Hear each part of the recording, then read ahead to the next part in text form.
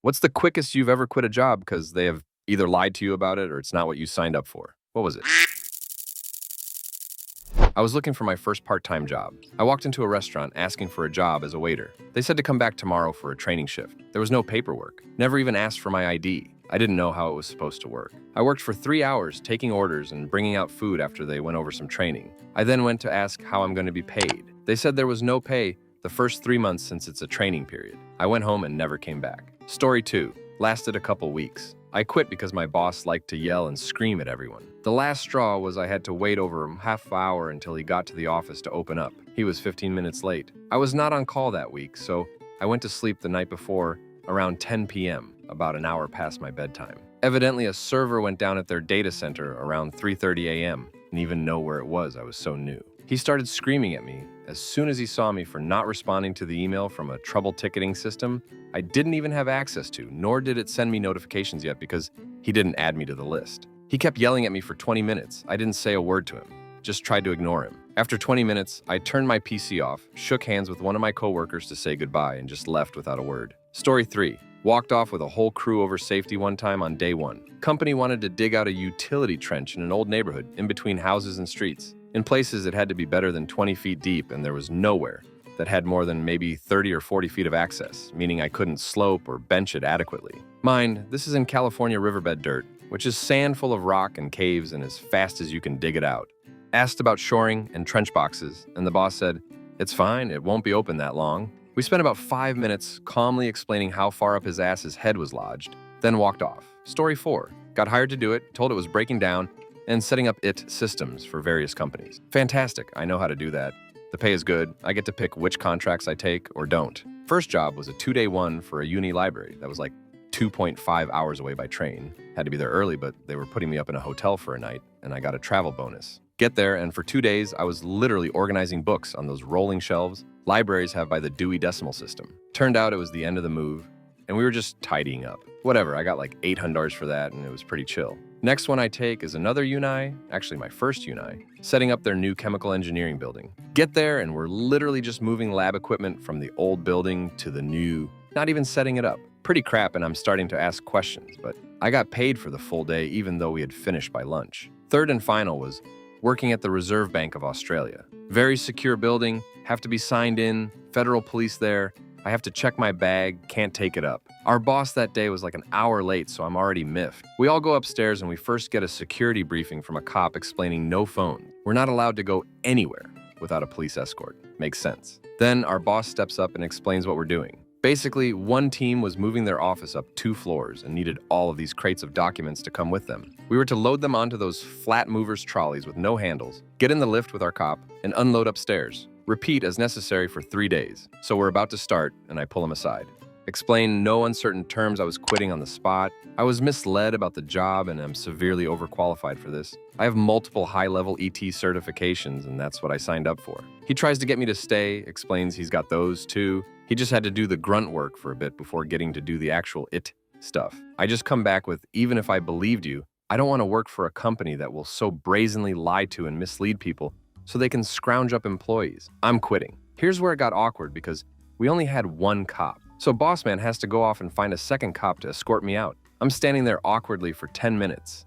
He comes back and I get taken back downstairs, sign out, grab my bag, and go. The company was so incompetent, they still paid me for the full 3 days. Story 5. I negotiated for a pay rate when I started working. They told me I would be earning a much lower pay rate, but could get the originally negotiated rate if I exceeded all expectations by my first review. In 6 months, I quit on the spot. Don't duck with my money. Story 6. Arrived to work on the 4th day there. Find out 3 people had called and quit that morning. Boss tells me while basically chuckling, "Guess you're going to be extra busy today." I replied, "No, you are." Got up and left. Story 7. Under 5 minutes. Applied for a supervisory position at a new company in the same field I'd been working in for 5 years. Got through the whole interview process, came in for the job offer, signed it. The person who was going to be my boss and her boss were both middle, telling me how excited they were to have me. Guy comes walking in, regional manager or something like that. Basically both the people I was talking to reported to him, but like several levels higher. Announces that he's decided that all supervisors should be internal promotions. So he doesn't want me to start as a supervisor, but I can start in what was basically the same job I had, but at an offer of just over half of what I was making. He didn't know what I was currently making, Faik. And then in 3 to 6 months, he'd consider promoting me to supervisor once I showed I could do the job. So I told the guy basically, no thanks, changed my mind, picked up the job offer, tore it in half, and walked out to the other 2 employees yelling at this guy. I did get the impression that those 2 really didn't know what that guy was gonna do. Story 8. I applied for a party store, I showed up for the interview, and they told me to unload a truck for free. Called it a working interview. I walked out. Also, Kirby vacuumed. I was like 18 and walked out of the crafty little demo when I realized what was going on. Story 9. I'm not going to lie, gave it benefit of the doubt. Did Elliott Management Group, which is B2B sales for credit card processors. Had to cold call over 100x people businesses a day and then go door to door trying to schedule appointments for a demo with my boss. Since I was in training, the training was actually with a guy that was incredibly awesome. I probably did 8 days of this and then just left to do scheduled B2B. That day went home and never once looked back. I got about $110 of training pay. I was so damn broke then, and that $110 was worth it at the time, LMAO. F that places though. It was awful. Story 10. In the mid-2000s, my wife applied for an office admin role. She was told to meet in a public location in the city center for the interview. A bit strange, but she went. She met the woman, she was led to the entrance of a Smith where there was a pop-up stall selling makeup and told, "This is your stand. It's 100% commission-based and you ought to nip to that McDonald's there for a wee as I'll be back to close the stand in 8 hours." She walked straight past the McDonald's and came home. Story 11. Technically wasn't hired yet, but I walked out on an interview with Amazon because they wanted me to sign a document saying I wasn't going to quit within a certain time frame. My first thought was, what are you doing to your employees that enough of them are quitting so quickly that it's become a problem? Story 12. 4 hours. I was 16. It was my first day as a hostess at a brand new restaurant, but my 3rd job doing that. The place was so new it wasn't even open yet. I was just in to train. In the first hour, I was left alone at the host stand, which was weird because, well, the place doesn't have customers yet. Even the servers weren't there training, and everyone else was just in the kitchen talking or not even somewhere I could see, so I was just alone. The phone rings. I pick it up. I barely know the place. Isn't even a menu yet to remind myself the name of the place. So I say, "Hi, thank you for calling Tom's Oyster Shack. How can I help you?" Thinking of the name of the other place I worked at. An instantly, absolutely irate man responds, "It's bar, not shack. What makes you think it's a shack? Do you think customers will realize what kind of place this is if you call it a shack? It's Tom's Oyster Bar. Give the phone to Bob." Stunned, I hand over the phone to Bob and go back to just standing there. Another hour passes, still no one is training me, so I'm just standing at a host stand in an empty restaurant staring at the reservation iPad. Then a man and his wife walk in. Turns out he's the owner and the irate man on the phone. He sternly introduces himself to me, scolds me again, is super rude and condescending, literally shouting in my face, and then marches off to the kitchen. I'm a 16-year-old girl at that time, so of course I start crying and genuinely felt like I was the idiot here. His wife stays behind and starts talking to me. Obviously feels bad for me. She then finds out that I live right down the road, literally walking distance, and seems even more embarrassed. I realize why, and it's hilarious. My parents live in a really nice, wealthy suburbs area with very large social networking circles. These people know my parents, and the husband just shouted at me twice. She starts talking to me about the neighborhood, being super nice and saying sorry about her husband. When he came back, you could tell she was pissed at him. I was sent home shortly after that, but still told to come back opening night. God knows why, but I did go back. For the 2 hours I was there, the manager was super rude to me about not having the table numbers memorized, even though no one had ever trained me, or the servers' names that I'd never met before, the menu that hadn't been printed yet on my first day, how the table is supposed to be set up, etc. On top of that, one of the servers was an older gay guy, and another server, who clearly was trying to flirt with me, kept coming up to the host stand, making extremely homophobic jokes about the other guy. I'm a lesbian. Left after 2 hours and told them good luck having no host opening night. When I went to get my $40 check a week later, they'd taken out taxes even though they'd never given me my tax forms. The husband was shunned by everyone in my parents' social circle. People were telling everyone not to go there because of how he'd treated me. My mom even posted it on Facebook. If anyone even mentioned the place, it was an instant, "Well, did you hear what the owner did to Kid?" The place closed within 6 months of being nearly empty almost every night. They moved after it closed and haven't heard about them since. Best karma ever. Shout at a kid over nothing. Completely tank your multi-million-dollar investment and have to flee the city. Bye-bye. Story 13. I worked 5 days at a hotel, training to be front desk. The second day I worked, the manager said I was much too smart to just be a front desk girl and he had been thinking about adding a new position that would ensure the quality and temp of the breakfast bar, among a few other things, because currently nothing was being done. The hot lamps weren't keeping food hot enough. The butter laid in room temp water, which was supposed to stay ice cubes. I mostly worked in food service up to that point, so I was horrified, but it also felt weird. He was wanting this for me after day 2. But my God, the butter guys. So I went back. Day 3 comes to a fairly uneventful close, nothing too bad. Day 4, he takes me and another new hire out to lunch because we were out visiting local businesses and sites for brochures for the hotel. At lunch, he insists on buying me a beer. I was 19 and also felt it was unprofessional, so I said no thanks. He orders a Yuengling draft, and when it comes to the table, he says, "We aren't leaving until you drink this," like scowling. Then he smiles and says, "I'm just playing, it's for me." I told my husband about everything and he said, "Maybe it's a cultural difference. Maybe you can work the opposite shift as him." Was I misunderstanding things? So I go back. Day 5, the last day, I go into work and he asked me if I would like to get a pedicure. I said no because I was really confused at first and thought he misspoke. He said he would pay for it if he could watch me get my toes done. So I decided there I was done, but I wanted to at least finish out the day. Poor college student and newlywed. I'm about to leave and I'm checking everything I need to be able to do so. I had to go into the laundry room. I don't even remember why. I walk in and the door closed and my back was to the door and I heard it open again.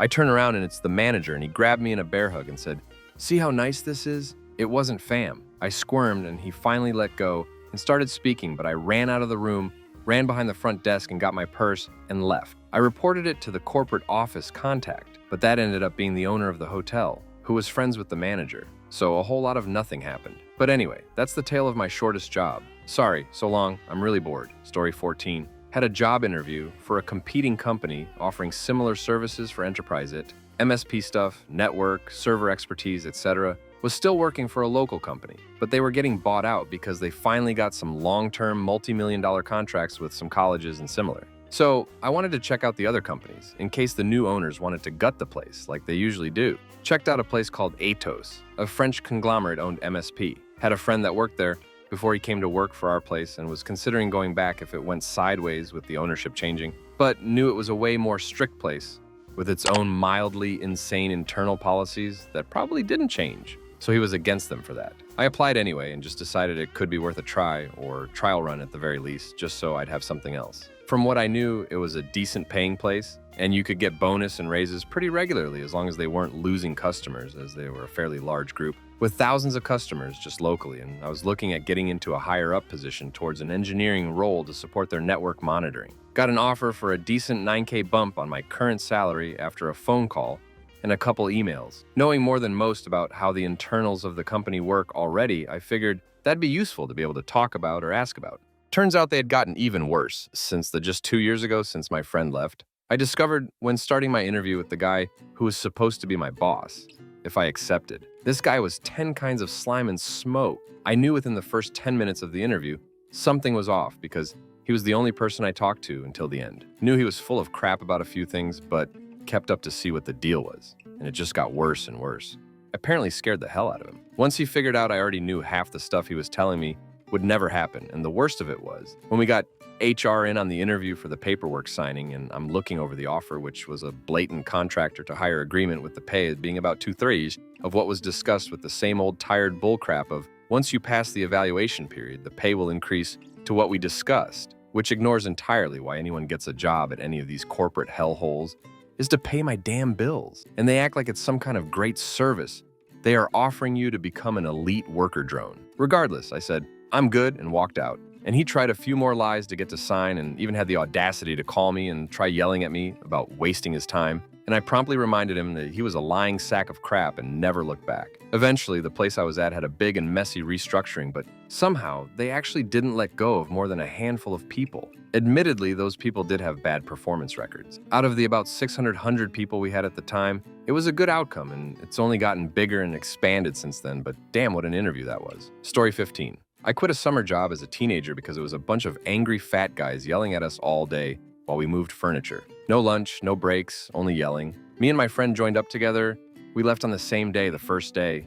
I doubt any of them even noticed. The whole summer would have been like that in a warehouse, with dudes yelling the entire time. Story 16, 20 minutes, was through a temp agency. I was 19, drove another girl from the same agency to the job site. Job was to quality check circuit boards. They sat two of us down in front of a box and said, check those. No training, no nothing. How do you check them? Check them for what?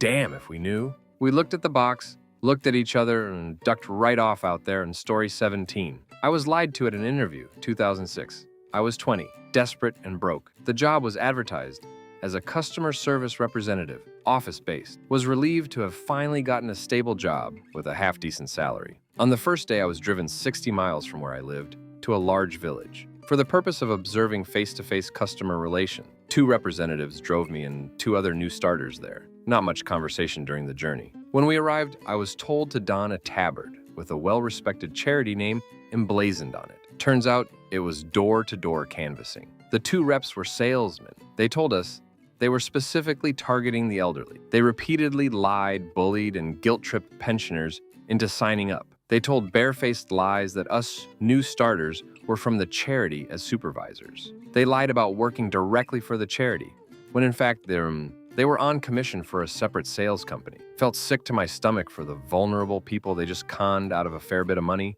There was no office-based job, it was just canvassing. The two reps ended up bragging about how much money they made. After an hour, I told them this wasn't for me. They replied they weren't leaving the village for another 7 hours. I only had $2.60 in my pocket. Bank account was in its overdraft, not much credit on my phone. I walked for hours in the direction of a bus route to my city. Managed to find a driver on a bus who agreed to take me all the way with the little money I had. Story 18. I applied for a job in a care home because I was working the night shift at a hotel alone. I was dealing with and looking after 100 plus people all alone on the night shift, and I did it for a year and 9 months. It was hell. Constant abuse and harassment from middle-aged married men and people who couldn't get a room. So I applied for a care home, which I did care for 10 years, but quit because it was damaging my back with the constant strain. Did various other jobs, etc., and applied for a small 47-room care home. They told me, and the job description said mild dementia. Most are independent, but need a small amount of help.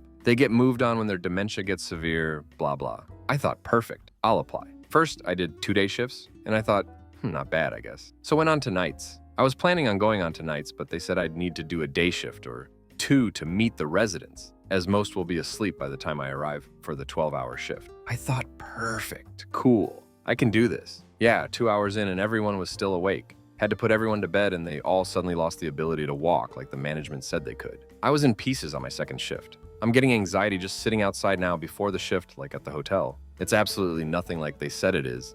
It's major dementia, and some can even walk. Some I have to physically walk behind. Monday night, I was helping this woman to the toilet bearing. In mind, I'm still on my shadowing shift. The team leader brings me in and says, right, you need to support her. So I did. Then she screams in my face, not like that, like this, basically wedging the elderly lady by holding her up by her clothes. I refused to do that, and she screamed in my face and told me to duck off, I'll do it myself. So yeah, hence the post. Almost 2 weeks in and I want to quit. I have a phone screening on Monday for a new job, but my taxes will be deducted due to changing jobs so soon. Story 19. When I was 18, I took a 2-month course and got a job as a CNA. I didn't know at the time that I'm disabled because my symptoms were all easily explained away by my parents and not as bad as they are now. That's relevant because I already knew, after a few weeks of work, that I wouldn't be staying very long. I got my job at the facility I did my practical work in for my course. The practical was in mid-March, and I worked there from, I think, the beginning of April until May. I worked my ass off at this job. There were some areas I wasn't as good at keeping up with as coworkers because I was spreading myself thin as it was. But in many ways, I was doing more work than many of my coworkers who took several 10-minute smoke breaks per shift, abused the elderly, and sat around not doing their jobs whenever they could get away with it. So I didn't feel too bad for inadequacies, like not always emptying and relining room trash cans with 2 items in them at the end of my shift. Anyway, I digress. My point is, I gave the job my all when I went in, wore myself out, came in and then left several days because we were intentionally overstaffed to prevent shortages due to constant callouts, and caused myself so much bodily pain from work that I was forced to contribute to said callouts because I would wake up and be unable to get out of bed to go in. I knew I couldn't do the job long term, even though I really wished I could. It was completely untenable. But then I got called into my supervisor's office. I hadn't spoken 2 words to this supervisor. She got hired like a few days after me, and the supervisor in this type of place just stays in her office. She wasn't someone who I had any reason to interact with, nor her with me. Well, she called me into her office and tells me that they know I've been stealing from patients. I'm like, what? She goes on this whole spiel about how they have video evidence of me stealing from rooms A, B, and C on this date, that date, and the other, that they know I took X amount of money from this person's purse, etc. Y'all, she was quoting dates on which I had yet never stepped foot in this building. I'm like, I didn't steal anything. I didn't even work here on those dates. I did my practical here in March. I left her office shaking. I have to assume she did this whole rundown for everyone she thought might have done it and just hoped to get lucky and get an admission. But I kept thinking, there is no way that's legal. I knew I wouldn't be working there that much longer anyway, but that sealed the deal. Gave her my notice shortly after and was on my way. Story 20. About 6 weeks. I was grappling with deciding where I wanted to go with my major. I was managing a fast food restaurant and going to school for hospitality management, but wanted to see the hotel side of the industry. So I took a front desk job as the relief night auditor, 2 overnights and 3-day shifts per week, at a Radisson on International Drive in Orlando. The hotel was a complete mess. In those 6 weeks, the following happened. On my first day, the AC in the main building went out for 3 days. A couple weeks later, one of our security guards used their door-opening contraption to steal from a bunch of guests. Our front desk manager was fired. Our housekeeping manager was fired. One night, because they fired the security guard that burgled the guests, they forgot to cover the security guard's shift. So I ended up working 32 hours in a 48-hour window, worked 11p 7A night audit, then the same day worked 3p 11p. Then I refused to leave the overnight front desk clerk by himself, so I stayed from 11p 7A, then worked 311p. The hotel constantly overbooked, and would only walk overbooked guests to the literally roach-infested motel next door because it was owned by the same person. I actually had a guy who was overbooked come to me in tears after I had to walk him next door, begging me to let his family stay somewhere in our building because the room next door was so bad. I ended up letting his family rest in one of our meeting rooms until we had a checkout, and I could send housekeeping to get a room turned over. Aside from all of the issues, the way they were scheduling me was straight up killing me. Doing an overnight, then working the afternoon the same day was ridiculous and happened every week. And it would frequently take me an hour and a half to get home because of Orlando traffic. So I'd get off at 7 a.m., sit in traffic for 1.5 hours, sleep for 4.5 hours, and drive back to work in traffic. Some days I would be so tired I'd crash at my mom's house because it was slightly less far. The icing on the cake was the day I walked in and handed in my overly generous 48-hour notice I was quitting. We lost our Radisson flag. Corporate had shopped us and pulled our franchise rights. We had to immediately remove all branding. It was wild. Luckily, my fast food job hadn't been filled yet, and they were happy to have me back. I dropped my hospitality major and now work in real estate. Story 21, I, 27, have spent the past 5.5 years working in general landscaping, spreading mulch in the spring, leaf cleanups in the fall, that kind of thing. During the summer, I typically shape pruned shrubs, but I occasionally had the chance to dabble in small tree pruning jobs and really enjoyed learning about them. So in October of this year, I applied at a company that specializes in tree pruning and removals. I figured I'd spend the whole winter just dragging limbs to the chipper, but it's a chance to watch actual arborists climb much bigger trees than I'd ever work in and ask some questions over lunch. My hope was that if they like me, maybe they start teaching me to climb trees next spring. By the end of my second day, I was seeing major yellow flags, and a month later, they were all confirmed red. Pretty much everyone smoked cigarettes in the trucks, and I was getting sick of all the secondhand smoke I was breathing. A lot of the guys don't wear the industry standard PPE while operating chainsaws. That's not a risk to my personal safety, but working in the deadliest industry for which OSHA keeps statistics on, I don't want to surround myself and learn from people who don't take those dangers seriously. And it turns out that this company's main shrub pruning guy left this past summer. So now his right-hand man is the guy for shrubs, and I feel like they hired me on to be his number 2. If I wanted to keep pruning shrubs for another half-decade, I'd have stayed at my previous employer. I came here wanting to learn trees. I thought I made that clear through the hiring process, but the hiring manager misled me, and so when I leave for a company that actually wants to teach me to climb, she's going to realize she wasted both of our time. I sent out an application a few weeks ago. The company seemed interested in my resume, and I think their culture is a much better fit for me, but it's just not a good time to be job hopping in my very seasonal industry. I think I'm going to stick it out here through the winter and then start sending out a bunch of applications to various companies in the spring. Story 22. Hired as a dishwasher when I was 15. Showed up first day right after school about 3 o'clock. Went to a basement-like area where bus trays of dishes, pots, and pans were stacked in racks covering almost every square inch of floor space. It was horrendous and very likely a health code violation. I don't think anyone had washed a single plate or fork in a week. They had about 6 sinks and unlimited hot water, so I got busy. Had 2 sinks of clean hot water, 2 sinks of soapy water, and 2 sinks of clean hot water to rinse, process those dishes, etc. like beast. Cleaned them all by about midnight. Stopped by to talk to owner on the way out. He was amazed and very appreciative. Told him I could continue to do that for him and stay on top of it at 3 to 4 days a week, 4 hours a day, and it would never get anywhere approaching that disgusting again. He said, "No, I just want you to come in every week or so and knock it out like I just did." I told him no way in hell I'd do that.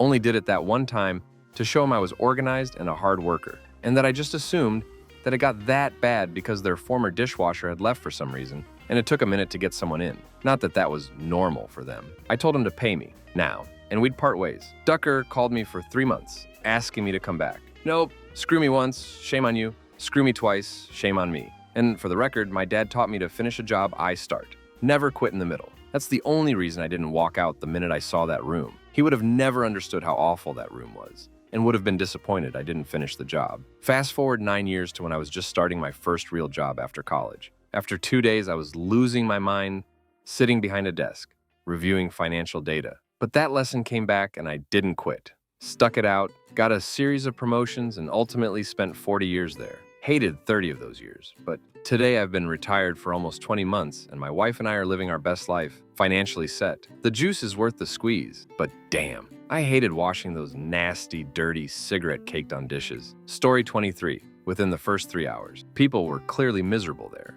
The pay was crap and they announced mandatory overtime within the first hour of me being there. I looked at the hiring manager, laughed in his face when he told me it was mandatory, and I'd be penalized if I didn't stay. See you. My time is my own, even when I'm working for you.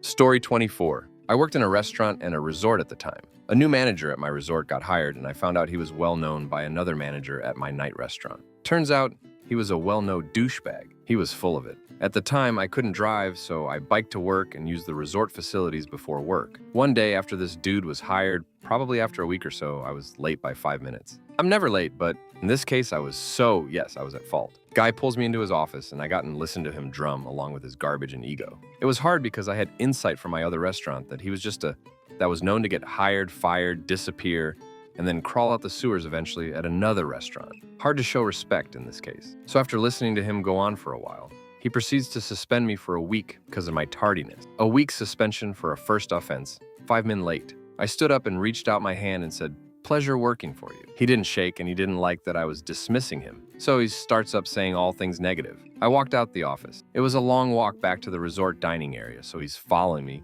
just going off. I didn't care. As we got back to the server alley, he demanded my apron. So I bundled it up and held it out to him. And as soon as he reached for it, I threw it in the air. He went off and I walked out. He was also fired weeks later and I got hired back after that. I took care of the owners for breakfast and lunch, so I was kind of invincible. I walked out the place like 3 times only to get hired back. Terribly run resort. The last time was another terrible manager. They would hire any who would say yes, and if you're in the industry, you know there's some bad managers out there. I was trying to handle the volume the best I could, and she felt I was overstepping. I took care of all of my tables last round, said my piece, and left. As I left, I biked past the owner as he came in. I'm sure I created chaos for my very small fellow staff, but I was also young and new to the industry. Story 25.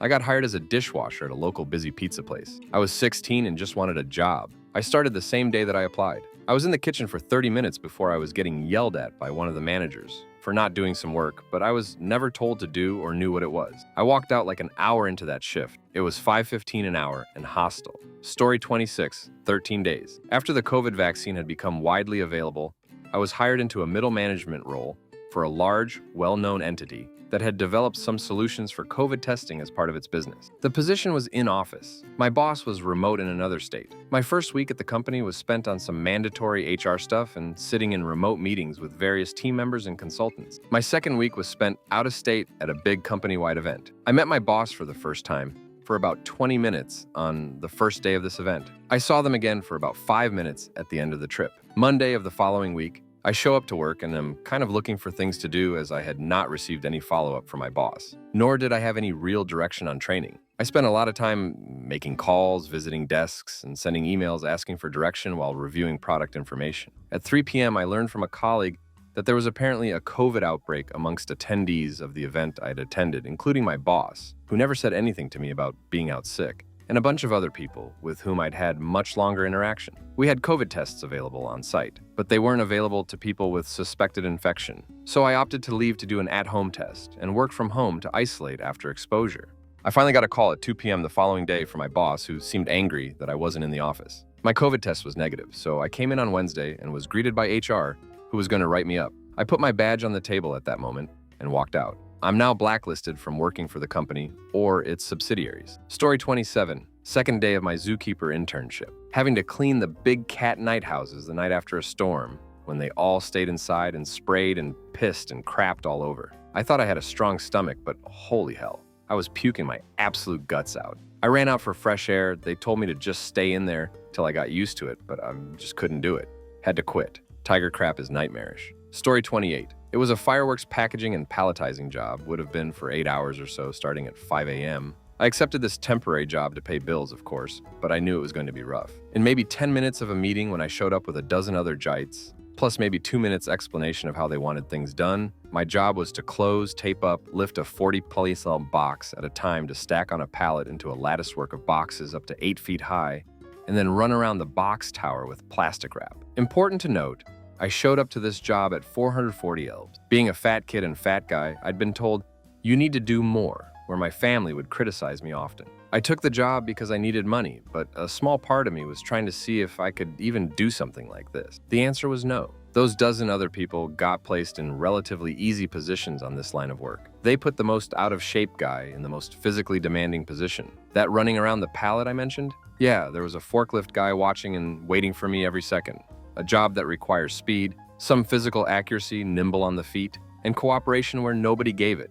So I walked out on the first break, maybe 7 or 8 a.m., walked out of the warehouse, into my car, and went home, where I was so sore for the next couple of days that I shuffled around the house enough for my grandmother to tell me I belonged in a nursing home. She was not very kind with her words. It didn't feel great to try to align with expectations set through criticism, only to be criticized more. Story 29, half a day. Was orienting at a hospital, and some administrator said something along the lines of what they expect from employees. It rubbed me the wrong way, so I asked him if we could expect the same standards, loyalty, expectations in return. A manager very angrily told me that if I'd asked her this in an interview, that I wouldn't have gotten the job. I packed my crap, stood up, and walked out. Story 30.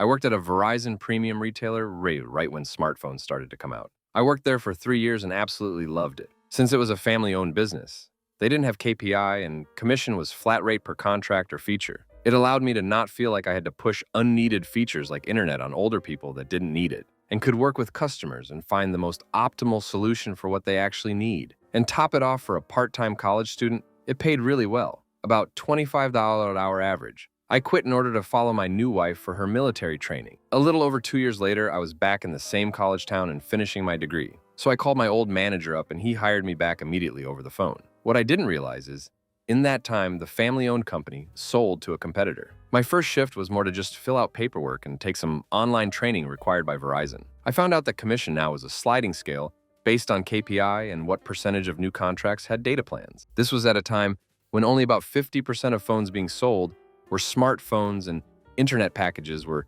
$30 on top of calls and text. I watched the employees upsell and send out older people who didn't even know how to use email with the new $300 with 2-year contract Galaxy Note 2. It felt gross. I finished my 4-hour shift, called up the manager the next day and told him to not even file the employment paperwork and to not worry about paying me for those hours. I never liked sales, but I loved being helpful and was a techie that liked playing with the latest tech. I liked that job because it didn't feel like I was selling anything. People came in with a need and I felt zero pressure to do anything other than find a solution for that need. I have never and will never take another sales job. Story 31, 4 hours. Lied in their ad for hiring, asked them about it and said the ad said X amount. I pulled it up and they said, "Oh, must be a misprint." Was a significant amount to be misprinted too. Story 32, 2 hours. Picked up a part-time job at a weed dispensary to save up for a fancy car. The assistant manager was only like 24, but she seemed very polite and professional during our interview. On my first workday, she had a completely different personality. Obnoxious, childish, loud, stared at me constantly, and didn't teach me anything at all. I asked her what she was looking at, and she looked away, scared. She came back 10 minutes later trying to flex on me. So I laughed at her, threw my vest at her, and walked out the door. Story 33. Signed up for a temp agency. They placed me at a factory. I needed work, and I'm not too good for manual labor, so I agreed, despite having no factory work history. Because I have no factory experience, they stick me in the corner with the Easter Seals employees. If you don't know what that is, Easter Seals is an organization that places the disabled, both mentally and physically, into jobs. On day 2, I'm pulling stacks of calendars off a machine and stacking them in boxes. I go to grab a stack and suddenly my hand slips into the machine. It was a machine that straps those plastic ties around bundles of paper products. I'm not sure exactly what it did, but I knew it had something to cut the plastic ties, so I started to get freaked out. I'm a 20-ish-year-old woman. I can't lose my fingers in factory accident. The Easter Seals person, standing across from me, sees this happen and literally just tries to put the next bundle of calendars onto the machine that is holding my hand hostage. I have to tell her to stop and go find some help because I'm stuck and I might lose my fingers. 10 freaking minutes later, someone comes by and hits the release on the machine. They check out my hand, ask if I'm okay, and tell me I can take a quick break to collect myself. I collected myself, all right. I collected my crap out of the break room, walked out to my car, got in, drove to the nearest Dunkin' Donuts, and as I was getting a cup of coffee, grabbed a job application and asked to speak with a manager. Story 34. My friend was a GM of Spirit Halloween. He asks if I'd like a job there part-time because he needs bodies. I already had a job at the time. Didn't mind helping out my friend, and the little bit of extra money would be nice too. I hate the public. Working with the public never ends well for me. I tell him that at any point if anyone gives me an attitude, I'm quitting on the spot. I will everything else except a public-facing job. He agrees. My job was literally to just pick up after you animals. That's it. Since Spirit Halloween has a shelf life less than the Confederate States of America, I don't care what happens. I meet our assistant manager. She was pissed as she originally wanted my friend's job and took this role far too seriously. By contrast, I took nothing here seriously. Friend texts me that we won't be working together on a particular day. Assistant manager will be in charge. She then puts me on dressing room, and I tell her no, and me and my friend had an agreement. I don't acknowledge any customers. I sit there and loudly debate to myself if I still want this job. I decide I don't. I scream out, "I quit!" and walk to the back to hang my apron. She rushes over and begins pleading with me not to leave, to please stay at least till the end of the shift. I tell her no. Her BF comes over and offers me a Valium. I tell him no. Mom, you would have had your extra body if you honored my agreement with your boss. She calls up my friend to tell her the news of my early retirement. His response was, "You put him facing the public, didn't you?" Story 35. Less than 10 minutes. While in grad school, I was hired to work as a waitress on the dinner shift at a comedy club. Time worked perfectly with my class schedule. First shift, I showed up in my new uniform and the new shoes I bought to match. The manager told me he'd changed my shift to lunch because no one started on the dinner shift. Had to work my way up. They called a few times asking for the uniform, but I didn't waste my time and gas going back. Story 36. 5 hours. I worked a hotel front desk job for 3 years. Got headhunted by a nearby competitor and offered $8 more an hour. First day on the new job, I noticed there was no chair stool, and when I asked, I was told I was expected to stand for the entire 8 hours,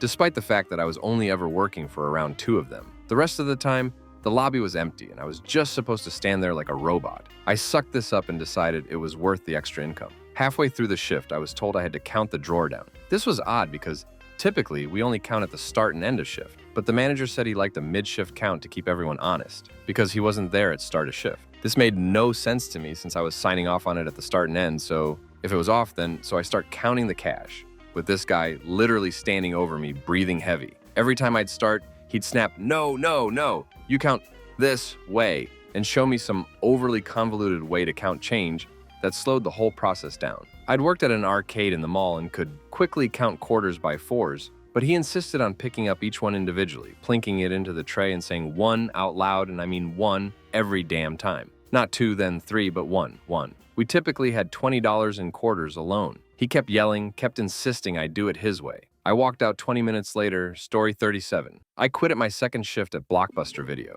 I had previously worked managing bookstores and then moved up to auditing the stores in the chain, safety men, credit card security, break policy, etc. I was working as an accountant now and wanted 10 plus hours of extra work to get some cash for a few months. First shift, 8 asked about my break. The shift manager was completely wrong. The break room was 4 OSHA violations in 1. The signage to explain workers' rights was concealed. The next day, at my real job, I went to the State Attorney General's website, printed out the rules that were broken, how to contact the government, what penalties, and best of all, the part that said the manager who told his workers bad info was personally responsible for paying the thousands of dollars per worker in fine, and the law that It was illegal to prevent someone from making this data known. Then I went to Blockbuster and started handling them out. And that same banana came to talk to me, and I handed him a handout, 4 pages, stapled, highlighted, and explained that if he tried to stop me from handing out the packets, he would be fined $3,000 per person on that shift. He could not trespass me either,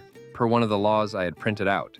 And so I made sure the 4 on shift all got a package, and they took spares to pass around, and I left a pile in the break room, after making it clear that if they were tossed out, again, it was a civil crime, and then turned in my apron. Story 38. A month. I was working at a paid internship for a personal injury law firm while I was in law school. I was doing boring-ass crap like deposition summaries, medical record summaries, and the like. I was in my 3rd year and really wanted to get my hands dirty. I offered to one of the partners to write motions. We don't do that here. Okay, how about I call clients who haven't been contacted in over a year and just touch base, let them know we're working for them. We don't call clients, duck those people. Those people are the reason he drove a Bentley and lived in a 10,000 square foot house, and his kids were all in prestigious private schools. I quit in the spot and discovered something about my own principles. Story 39. 3 hours. I'm Mexican. My last name, my family, etc. There was a family-owned Mexican restaurant in town. They hired me over the phone. It's also important to note that I'm the color of fricking paper, with blonde hair and bright green eyes. I do not look like my family at all. We don't know what happened. So I pull up to my first day and I'm working the 3-hour shift they have scheduled and being trained by the wife and her daughter. They started speaking Spanish to each other. I also speak Spanish, but they didn't know that. They gave me a nickname. I said, "What?" Wife tells me it's a cute nickname like Honey. She had no idea I knew she was calling me Escort Story 40. About a month. It was a brutal package handling job. Even if the lines were shut down for a few minutes and you were in a safe place to sit, it was not allowed. Each station was made for 2 people, but staffed with 1. I can't remember if break was 10 or 15 minutes, but it didn't matter much because the 15 minutes included walking across the giant warehouse to leave and walking through the metal detectors back to your station, so it was really only a few minutes. I went home exhausted every day and would only have the energy to shower and collapse in bed. My body hurt too much to get myself dinner. One day, my partner was in the hospital, and I planned to limp over there after my shift ended. After being dismissed for the day by my supervisor, I hobbled towards the time clock only to be stopped by a manager who told me there was much more to do and to get back on the floor. Told them my partner was in the hospital, and they seemed even more mad for whatever reason. I stood for a minute with my shaking legs and arms bruised from being crushed by heavy boxes near tears, and decided that this was a crock of crap. Just shrugged and told him I quit, walked out and never came back. He couldn't have been too surprised. Of the group of 115 that I was hired with, I was the last one standing after a month. Duck you, on track. Story 41. Well, somewhere between 3 and 5 days. I decided after 3 days that I was going to quit, but it took me a couple days to talk my old employer into letting me return to my previous job. I worked for one division of a larger corporation. I left my division to work at headquarters. It didn't take long, only 3 days, to figure out that what they wanted me to do at headquarters was way out of my comfort zone. Way out. Anyway, I got my old job back and headquarters hired another guy for my department. He worked there for a couple years until he was fired for harassment of his administrative assistant. We all knew he was that kind of guy, and eventually headquarters figured it out too. I went back and enjoyed a long and happy career until I retired from my original job. Story 42. 2 weeks. It was supposed to be a receptionist position. Amongst the reasons below, I was essentially being bullied. Hired at the beginning of November and quit via voicemail over the Thanksgiving holiday weekend. So they wouldn't even get it until the office opened Monday morning. They lied about job description because I was also going to be required to work in other depths too, such as the warehouse and sales calls. They weren't even training me. Showed me a couple things on the computer for an hour on the first day and expected me to write every little detail down. Gave me attitude if I had questions, despite telling me to feel free to come to them if I had any. They didn't offer direct deposit, only paper checks for pay. Our time card was on the honor system. You just wrote your in-out times for lunch and the day on a sheet, then turned it in at the end of the week. They were already writing me up for being late too many times, like while coming back from lunch on a few occasions, because a task went over and had me going to lunch from 12:04 to 12:04. Example, instead of 12 on 12:30 exactly. We weren't allowed to walk through the warehouse to the other side of the building where the lunchroom was. It had to be outside on the sidewalk to the other door, or even when it was winter and freezing. Oh, and they were only paying $9 an hour for full time. Story 43. Olive Garden after a 4-hour training shift. The place was filthy and there were no food handling techniques in place. The kitchen was filthy, falling apart, and the cooks were filthy too. Poor hygiene, dirty clothes, I made the decision not to come back after I saw a cook eating on the line with food splashing out of his mouth. I got a job at a restaurant down the road, and a few months later, one of the managers from the Olive Garden was hired. I told him it was disgusting, and he agreed, and it was the reason he left too. Story 44. First shift at Massage Envy, I never went back. I went in thinking, surely it isn't that bad, it's all dependent on the owner. The face cradle broke multiple times my first session. I asked the front desk to talk to the manager so we could offer a refund, at least for the hot stone add-on that client had booked. Imagine you're having a massage, and your face just collapses from the position you're in, multiple times. I was told then that we have to play musical chairs with the face cradles because only a few really stay up, that they're 20 years old and the place doesn't have enough money to replace them, which is insane to say they're not expensive. I was told if the client accepted the refund, it would come out of my check and not just something the company would take a hit from. Multiple massage therapists overheard me about the refund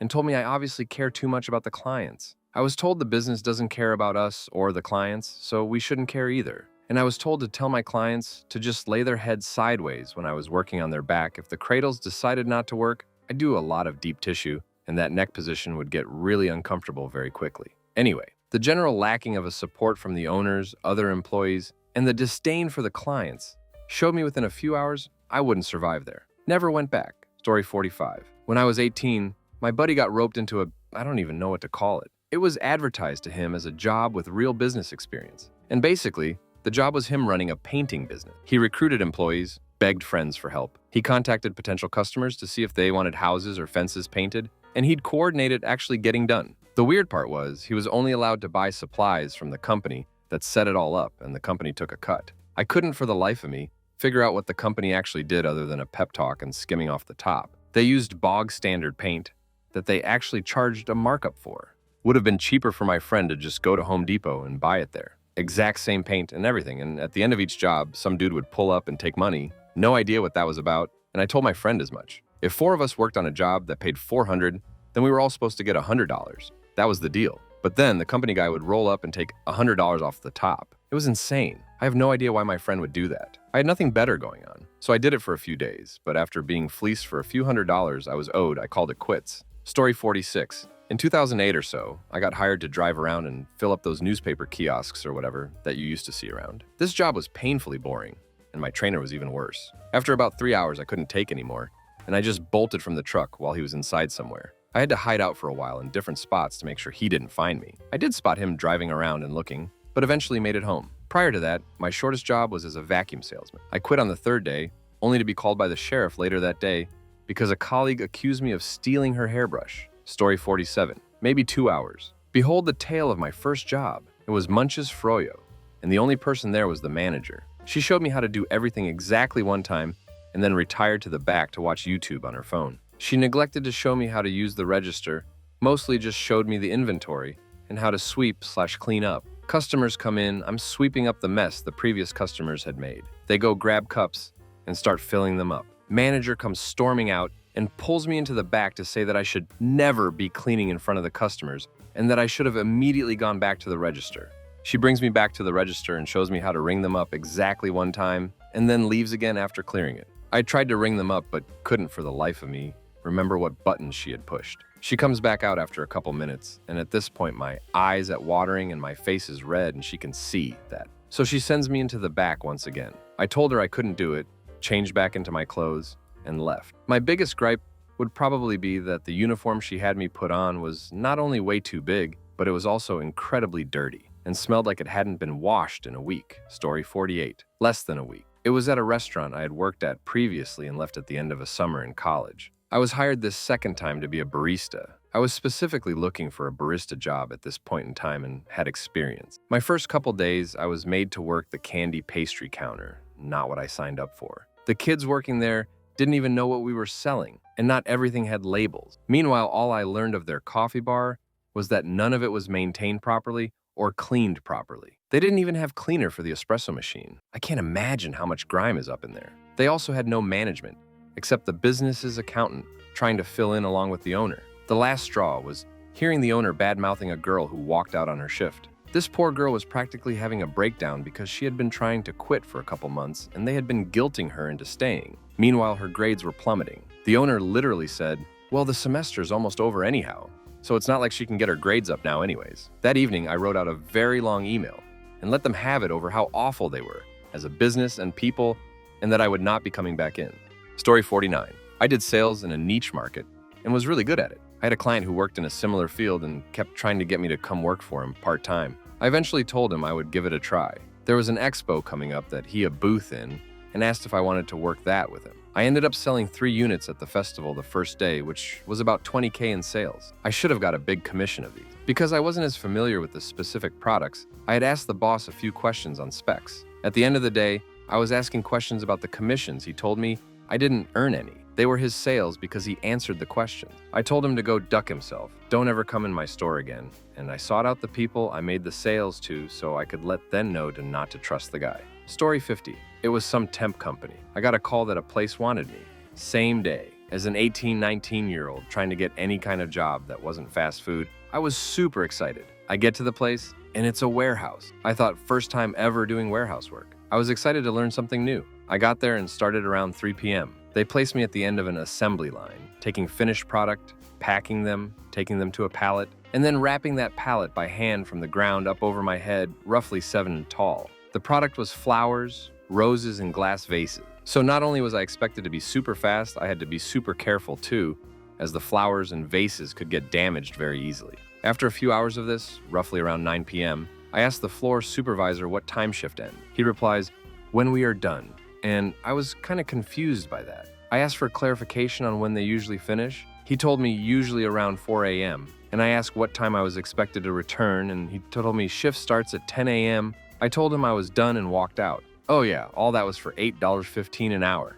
Story 51. Does during the interview or reading the offer letter count? If so, I have walked during both of those. After the job started, my record is lunchtime first day. Reason for that one was my manager was an a-hole. The company monitored the hell out of the computer. And if your mouse or keyboard stopped for even a minute, they were wandering by. This was a dev job and they only provided 1 monitor. I was working on some code and I needed to look something up, but did not want to switch windows, so I looked it up on my phone. Manager comes by and starts yelling at me. 5 minutes later, it was lunch and I just went home. Honestly, this job paid the best, but I had 5 other offers on the table. Was just not worth it, so I took another offer. Story 52. My record is a week. It was working in a factory that made parts for car manufacturers. Basically, on the factory floor, there were 4 main areas, 2 for luxury brands and 2 for more mainstream brands. I show up on the first day, get told that my first week will be working in the stockroom. That's fine, I don't mind. The week goes by with only 1 incident, one particular narcissism colleague who complains about everything. He tries to have a go because I'm not going fast enough on my second day. Whatever, I'm only working there for the first week. Second week, I'm on the factory floor. Immediately, I'm on the Aston Martin line, helping make and test rubber tubes, loading them into pressure testing machines, etc. Immediately, there's a problem. Apparently, 3 minutes to go pee is too long. Strike 1. Then a group of them start making disparaging remarks about the people working on the Toyota line, calling them crap at their job because it's only Toyota. Strike 2. Then, as I go to leave, despite working hard all day, I get told that I need to work twice as fast tomorrow, otherwise there isn't going to be a position for me long term. Strike 3, I never went back the next day.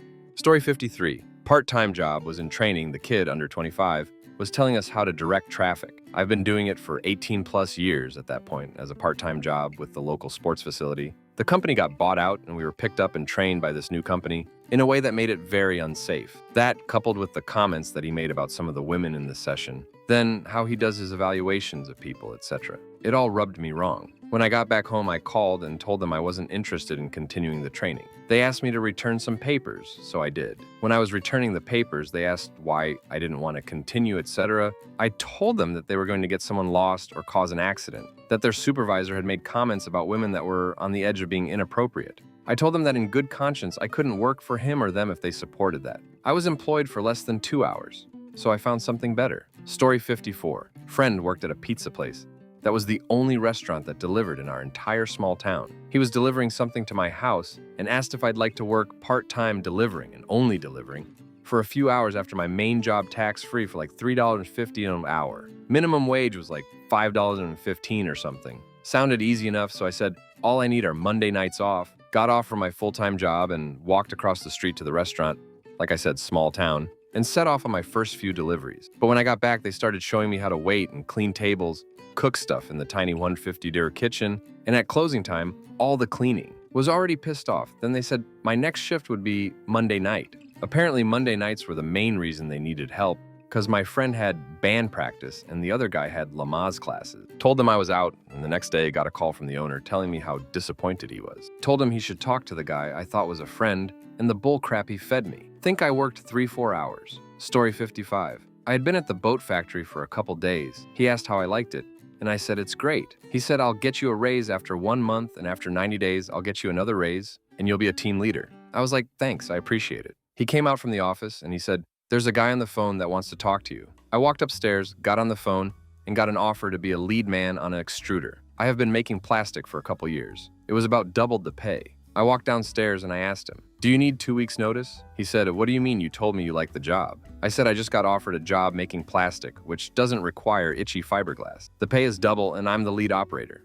He said, can you at least work till the end of the day? So I think I quit on the third day. Story 56. I quit a job after 3 months. It was my first full-time job as a software developer with no degree, and in this field, no degree and no experience is very hard to get hired. I took whatever I could, and this company sucked. I had an office because there was only like 5 people working there in a big office space. My boss would come into my office sometimes and just watch me work, which was really uncomfortable. Then my other boss would criticize me every day, even though she didn't know what was being developed. She told me I was in La La Land when I asked her a question. Again, at this point, I'd been there less than 3 months. I was the only developer there. After 3 months, I had enough experience to actually get an interview, and I found another position. But that was the quickest I've ever quit a job. Story 57. Worked my last job for almost 7 years. It had been a long, slow burn of a buildup, but the culminating moment came when a new manager, reporting directly to me, was hired underneath me without my knowledge or approval. Shortly thereafter, I was called upon to travel to one of our facilities with 0 notice and expected to fix a problem that wasn't fixable. I interviewed for a new role and accepted a job right when I got back. Put in my 2 weeks and showed up, but didn't work. Just sat at my desk and sent some emails saying goodbyes. Got a ton of emails and calls that I never responded to about projects, processes, etc. For those thinking that the new manager was my replacement, you are not correct. Our SVP directly hired this person because of a personal issue. I was actually getting ready to get a whole new team and role, but didn't like the direction of the company at all. So not very quick in terms of hours or days, but the moment I decided I was done and just basically quit working was quite satisfying. Very easy to walk away from. Story 58, 2 weeks. When I got my first paycheck and it was not what we agreed on. I was a nanny. Oh wait, another time. 1 week, also a nanny. The parents told me he wasn't aggressive or had meltdown where he could hurt himself, which meant I needed to retrain. I deal with special needs children and adults. And I really dialed in that he is way stronger than I am, so if these behaviors happened even sometimes, then I wasn't the right fit as a small woman. They assured me that he'd never, so I took the job. Well, this grown man who weighs more and is taller than me drops to the concrete on our walk. I'm trying to keep his head safe. He gets sex up his knees. I am not strong enough to block his hits or scratches. My face gets scratched and my hair pulled out the root, and I didn't even notice because I was terrified of him smashing his head on the concrete in a fit. So that was my focus. I politely said, I am sorry, but I will not be returning as it isn't safe for your son or myself. Story 59, 35-ish years ago. Lasted 6 hours after being hired on as a second hand to a carpenter. I had a few years experience and I'd be surprised if he had more than one. The job was removing a porch roof from a house to build a new one. He wanted me to cut a load-bearing beam while standing on the second step of an 8-foot ladder placed on uneven ground. The problem was once cut, it was going to swing a sizable portion of the roof towards the ladder, and I pointed that out and suggested a different approach. He got huffy, grabbed the sawzall, and went up the ladder, swaying about talking crap and cut the beam. And as I had said, the weight of the structure swung it out and knocked the ladder out from under him. He hit the ground and somehow managed to not get too hurt. But I packed my tools and got in my truck and left. He said he wasn't going to pay me for the 6 hours, and I told him keep it as watching him fall on his smug ass was payment enough. Story 60. Friend worked as a server at a restaurant, and their brunch cook left without notice. I'd cooked for a few years but was going to school and being a shad, so hadn't worked for a few months. They asked if I could fill in on Saturdays, and the pay was good, so in I went. Right off the bat, the vibe was weird. The owner was doing prep, and the other guy cooking seemed like he was a dishwasher trying to figure it out. They didn't have any timers or recipes for anything. and I just put together what I could, reading the ingredients off the menu when orders came back. This place was known for fresh ground burgers, and the owner spent the morning prepping ground meats and veg for the lunch dinner, but never once washed his hands or wore gloves. I was literally the only person using the sink and had to find gloves buried in the dry storage. I finished the brunch and told the owner it wasn't a good fit. Never went back or ate at that place again. Just terrible. I can't imagine how many people got sick there. Story 61. Last year, when I was desperate for a job, I was applying to pretty much anything and everything. Ended up getting an interview with a wood shop. It paid about $4 less than what I really needed, but I figured a job was a job. They told me in the interview that the whole entire shop was getting an upgrade, all new machines and everything, and my job would eventually move from doing actual woodwork to just maintaining the machines that were supposed to do most of the work. All this was planned for the summer. Sounded like a good gig and eventual, easy money. They liked me in the interview and pretty much made me an offer on the spot. About 3 months in, it was announced that instead of getting a whole new workshop, we were getting a fancy vending machine for the break room. Put in my 2 weeks soon after. Story 62. Not me, but my husband. Maybe 2 hours? Supposed to be a project manager job in a city 12 hours away by car. They flew him there, got him set up in a hotel, and when he showed for work the first day, he's instructed to get in a van with a bunch of others and go pound pavement getting signatures on petitions. Not remotely close to what the job was advertised as. He was told, yeah, once you show you can do this, you get your own team to lead. He out after an hour or two of actually trying to get the signatures. Big city, practically impossible to get anyone's attention. He told the boss, I'm out of here. Get me home now. I was impressed they actually got him on a plane within 24 hours. When he told me what happened, I'd expected them to leave him high and dry. That 2-hour paycheck out of state screwed up our taxes and his unemployment claims a few months later when COVID shutdown started and ruined his new job. Story 63. When I was young, I had some jobs in various call centers. One of them I quit after about 2 days post-training because it was cold, calling people to follow up on inquiries about washer and dryer maintenance cover. They were never expecting a phone call. It was a scripted call about how their machine is nearing its warranty ending and would they like to renew, purchase, some cover. The only people that would bite were old and confused. The first day, and most of the second, I put up with the no's, but late on the second day, I had an old man agree and I didn't have it in me to proceed, so I left. Honorable mention to a sales job for getting businesses to buy Google algorithm assistants to appear higher in searches. Had the rundown of what it is, how much money can be made per sale, then got my contract to sign, and they had conveniently forgot to mention that the job was $0 salary and 100% commission, no sale, no wage. Walked without signing. Story 64, 5 shifts, so about a week or two. McDonald's when I was 17. Manager scheduled me during finals week in the middle of class.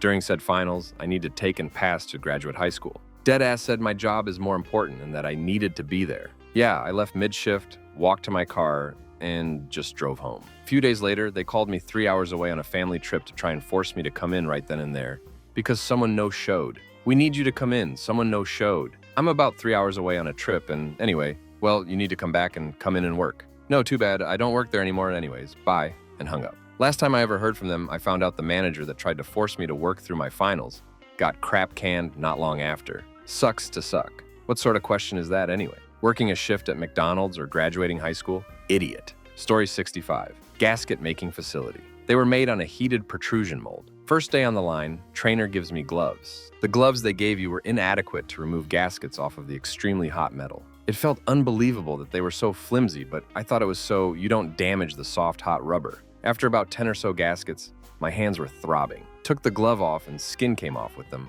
along my index and pinky on my left hand. I went to the boss immediately for first aid and sent me to the staff nurse. When I came back, they wanted me to sign a paler stating I touched the metal barehanded. I refused. Trainer said I did. Boss said he saw me do it. They gave me the wrong gloves. They gave me the ones for gently taking off ill bits of excess rubber before dividing the gaskets up. I quit on the spot, said I'd sue them. I never did. I got a better job shortly after Story 66. Not me. But I worked at this bar, and a guy I knew started. He always wore a beanie hat, like always. We're all behind the bar showing him around on his first night, and the owner walks in. He says, "Take off your hat." My buddy said, "Oh, I can't wear my hat here?" Boss was like, "No." My buddy shook his hand and said, "Oh man, sorry, it didn't work out," and walked out the door. Wasn't even slightly mad. Baller move. Story 67. Actually, after the interview, I was approached by a competitor's company for a position due to a former coworker who went there and said I'd be a perfect replacement for one of their long-term employees. As I walked through the position, I was told that the person I was replacing would be training me, and when done, I was to fire him. Noped out big time, as if they did this to a long-term employee. What would they do to me? A couple of months later, when talking to a neighbor at a block party, I put two and two together and realized it was my neighbor I would be replacing. As he told me he had put in his retirement paperwork, I didn't tell him that I was going to replace him. The real kicker was he passed away within a year due to cancer. He didn't find out until after retiring that he had cancer. Story 68. It was a temp job, so I'm not sure if it counts, but I lasted about 4 hours, I think. They had me up on a scaffold with a pair of bolt cutters clipping down suspended ceiling bits from an old Child World toy store. The bits would just fall to the ground around me. I was maybe 15 or 20 feet up, and I had to lean over the edge of the scaffold to reach the wires to clip them down. And the scaffold was surrounded by dusty foam and lots of jagged metal pieces. The boss's son was driving around inside the building with a bobcat and scooping or pushing all the junk. He'd slam into the pile while I was leaning over the edge, and he'd push the scaffold back a couple feet with the impact. No warning or anything. Nearly fell a few times. Then I hucked the bolt cutters at him and walked out. Story 69. Worked as a car salesman and was delivering a new car for a customer when some guy runs a red light and T-bones me. He's arrested for DUI. A few days later, the sales manager comes out and says they're taking the deductible for the accident out of my check. Tries to tell me they have to pay a deductible, even if it is clearly on the other guy. I quit on the spot. He tells me, good luck getting your final paycheck. Mind you, this is at a big dealership. I go home and call the state wage and hour board in the afternoon. The next morning, I get a call from the sales manager's secretary saying I could pick up my check at the front desk. I went right down and got my check. It was triple what I was owed for the pay period. It was a letter apologizing for the misunderstanding. What was your F this, I quit moment at a job? Story 1. I worked at a popular taco chain when I was 17 across the street from a shady men's club. At night on the weekend, we would get all the drunk patrons from across the street. One night, I was working around 1 a.m. A drunk patron stumbles in talking about how I look familiar and asking for my number. He became angry when I rejected his advances and came behind the counter. I ran to the manager's little office. He yelled at the manager about how I was ungrateful. Manager gave him a free meal for his trouble and drunk left. Manager gave me a talk about being cheery. I quit on the spot. Story 2. I was treated like absolute crap when I was working as an assistant to a department. Every time I advocated for myself, I was shot down or interrupted and couldn't tell people what I needed to say. Then I would get in trouble with management for not speaking up. I couldn't win. I was promoted into a position after that I didn't ask for. I literally walked in one morning and they said, here's your new job. And they didn't pay as much as if I had applied for it. I was being paid $14 an hour for a job that normally paid $38,000 starting salary, and they thought I was too stupid to figure it out. That was strike 1. And then the person they hired to replace me was a recent high school graduate. This particular job usually requires a college degree and at least 3 to 4 years of experience in the field. When I worked in that position, they would have me hold the phones during department-wide activities. They didn't let me go to important conferences, as they didn't want me traveling, but they did let the new assistant participate in these things. To add even more insult, they not only made me stay in the office, but they made me use the assistant's desk. So I couldn't even be in my own office on those days. That was strike 2. There was a big event, a big dinner, and a huge gala type thing where the entire company was invited to it. Huge catering hall, white glove dinner service, open bar, and everything. Before that invite went out, they rearranged my hours so I would miss morning meetings where that event would be brought up. They excluded me from the email invite. I found out by accident from a coworker the day of the event. My manager panicked, made up a lame excuse on the spot. Oh, it's just upper management only. The next day, that same manager asks me to take the photos of that event, which included the new assistant and lower-level line staff, and asked me to create a collage to post to Facebook. I was the only person who was not invited to the event. This wasn't the only time either. That was strike 3. Losing weight, and that same manager, who used to be my best friend prior to working there, was jealous because she's fat, ugly, and like the guy I was seeing. So what does she do? She went to HR and accused me of having an eating disorder. This led to an intervention where they asked me to get treatment, made me sign a document that I would look into it for an illness that I don't even have. Strike 4. Them telling me that I don't seem to be very engaged. Strike 5. What kind of idiot would wonder why I'm not engaged in my work? I left that week. Strike 6 is when they took over 30 days to give me my last paycheck and vacation time and my CPR card. They had a lot of things to send me, but with each shipment, it got lost in the mail. I walked in there and demanded my paycheck, and they looked at me like I was about to blow the place up. Strike 7 is that manager sending me texts as if we're still friends. Hey girl, what's you owe? which I never respond to. Story 3. Work nights at a nursing home. At this point, I was the most senior member on shift with a whole 10 months working there, and was tasked with training the new guy, I'm a girl, who was significantly larger than me. He was great at his job, but a little odd. We took lunch and talked about life and the job. By the end of shift, I figured we had a good new night shifter and possibly a friend. Wrong. We got off shift late after a major code brown, and were the only ones in the parking lot when he decided he was going to out his hand down my pants. Now, scrub pants come with no defenses, especially as I preferred elastic waist opposed to a drawstring. I was completely taken off guard as he shoved me again his vehicle and forced his fingers inside me. When it was over, I was well shaken up and went home. Got into work that night with full intent on reporting it and was met by management at the time clock. They said they had a complaint of assault from the new guy. I near started crying as they substances me in their office. They never let me speak, and I sat crying the entire time they lectured me about unwelcome advances and how I should be fired, but won't be due to short staff. Was then told to get to work. New guy was not there. I was in shock my entire shift. When I left, I called the police, knowing there was a security camera at that entrance. I was appalled. They hadn't even looked at before meeting with me. The police stated they wouldn't help me, wouldn't even send an officer for a report, but I was welcome to come in and they would take me to the hospital for an abuse kit. I refused. I had already been abused once and couldn't emotionally handle another stranger down there, knowing it would likely never be so much as tested. Went to work the next night, having decided I would make them listen, where they again met with me, stating the new guy had heard rumors about me saying he attacked me. I had talked about it with my best friend and coworker, but knew she hadn't said anything and he was trying to cover himself. They again told me I wouldn't be fired, but would be forced to a day shift. I was also doing school full-time and helping take care of my dying father. I explained I couldn't work day shift and they needed to listen to me, that he was lying and just check the camera. They again refused. They tried to force me to sign an internal restraining order type document and a paper saying I acknowledge my wrongdoing. I refused. I went to the floor, told my best friend what happened, said goodbye to my favorite residents and left a knot at my charting station. I refuse to work where I am not safe. I refuse to work where management is too lazy to seek the truth.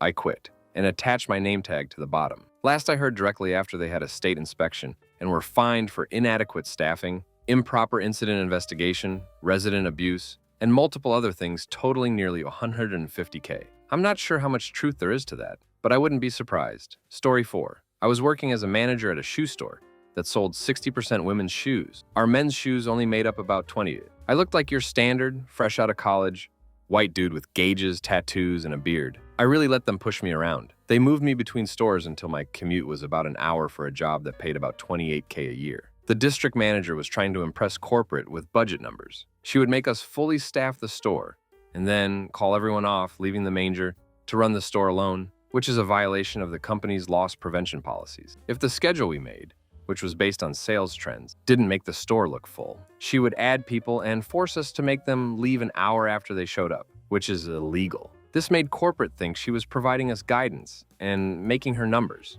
But if the store wasn't doing well, it looked like her managers were making poor decisions on sending staff home. The store manager I was working with was awful at her job and never stood up for us. She would hang out on her cell phone, sit in the back eating, and leave trash everywhere. She would alter time cards to make our staff budget meet goals without warning the workers, also illegal. Both of them used me as the scapegoat. Since I was a straight guy as described above, it had to be my fault when sales were bad. They backed this up because I didn't meet accessory goals. My overall sales were always near the top, and our store increased sales in men's shoes by 30% because of me. There were a lot of other questionable things happening within the store. My F-it moment came 2 days after she let it slip that she made more than double my salary. I came into work early. Since the store manager wasn't expecting me, I found her in the back on her cell phone while customers were in the store. As I walked in the back, I noticed her pizza box, 3 Starbucks cups, empty water bottles, etc., sitting on the break table. I overheard her phone conversation. She was telling the district manager that my time card was getting docked a few hours because I refused to clean up my mess, but not to worry because I wouldn't notice the hours gone. She was also explaining that sales being down the night before had to be my fault. I didn't even work the night before. I didn't say anything. I clocked in and worked my shift until my lunch break. During my lunch break, I walked into a recruiter's office and signed up for the Army.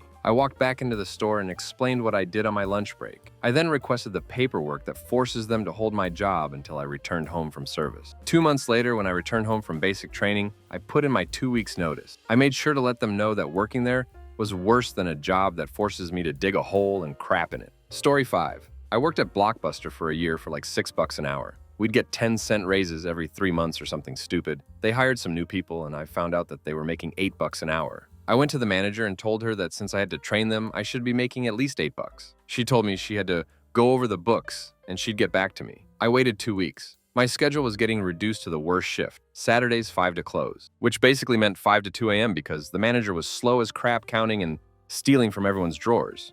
So I ask her again, what's up with the raise? She tells me we'll talk after the Labor Day weekend, where she wanted me there on Sunday at 6 a.m. until whenever. So I get off work at 2 a.m., only to be back at 6 a.m. I don't make it. I'm late by an hour, which is fine. No one was doing anything. I get written up by the manager who is refusing to give me a raise. I work until 8 p.m. that night with one break, out in the heat when I'm told I can go home. But she springs on me. She wants me back at 6 a.m. tomorrow for more of the same. I had plans to go out of town and requested that day off. I tell her I can't. She tells me, be here or get written up. I don't show up and get written up. Finally, I see her after another 2 weeks or something and I tell her I want to be making at least $9 an hour. She tells me it's store policy that there's a raise freeze on anyone who is written up for 6 months and to go to my station. What she didn't know is that I'd gotten another job in the meantime, since they cut down my hours. Now, this was in 2000. So Fridays and Saturdays were stupid busy. You'd have a line from 6 p.m. to about 10. Just constant people, to the point where you couldn't pee if you had to. It was brutal.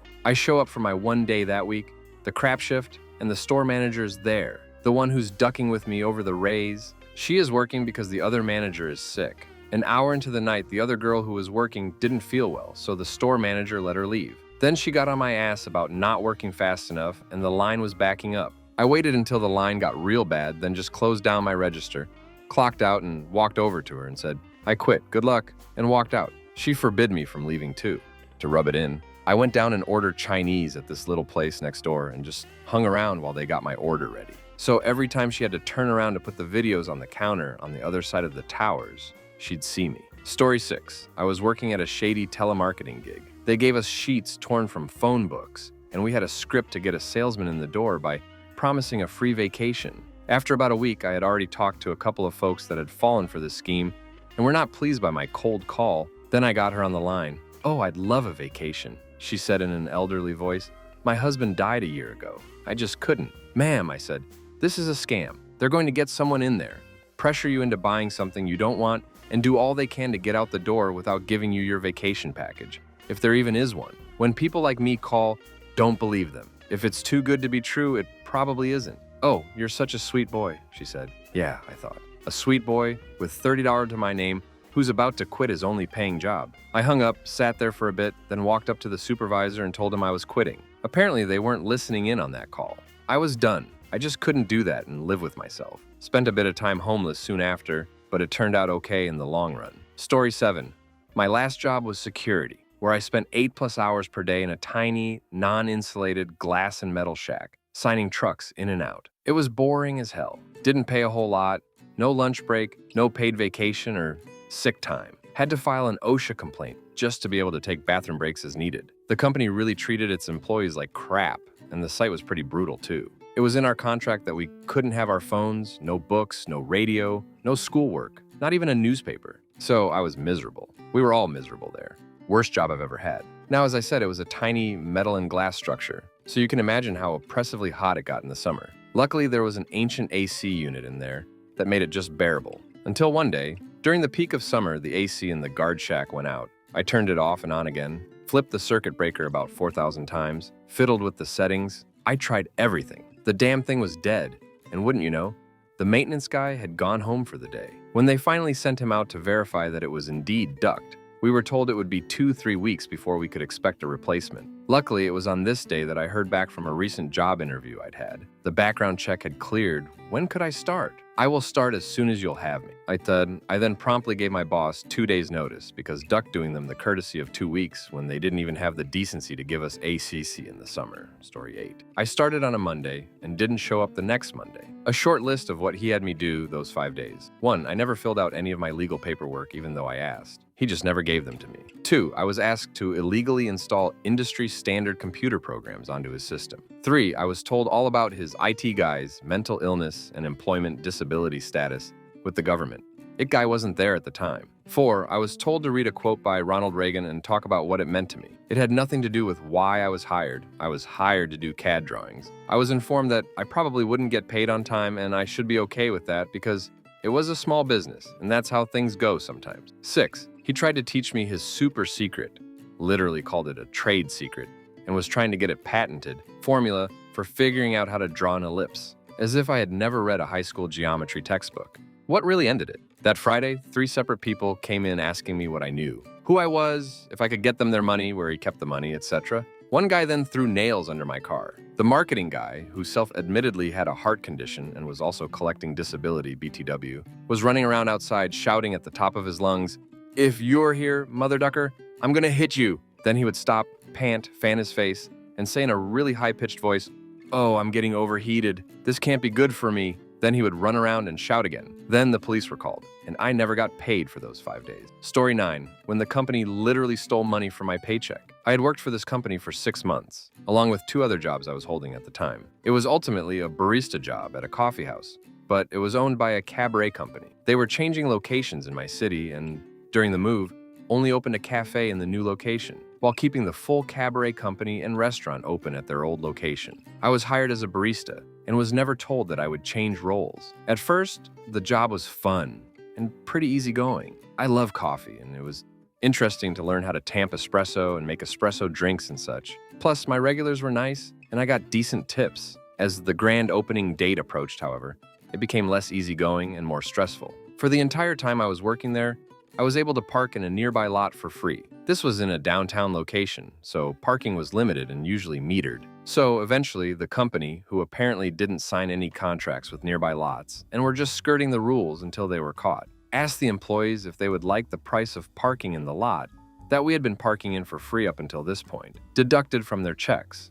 Since I only worked about 8 hours a week at this job, I opted to just pay meters throughout the day, as that turned out to be more cost-effective. They had everyone sign a contract and choose yes or no to pay for parking. I chose no and handed it in well within the time allotted. One day, I come into work and there are a bunch of new staff being trained for the restaurant opening. I was immediately notified that I was no longer a barista, but would instead be a hostess, which meant I no longer would receive tips. Also, it just so happened to be a payday, and actually the first payday since the new parking changes had taken effect. When I opened my check, I see literally less than $10 written. I approached my manager, but he said they must have made a mistake or lost my contract and it was impossible to refund the money since it was already paid to the people who owned the lot. To boot, he said that the fee was monthly, and since I had only paid for half of the bill, I still owed the other half, which was coming out of my second check that month. I literally ripped my check in half, handed it to him, and told him that this would be my last day. I also told him to keep the last check, as it seemed their company needed it more than I did.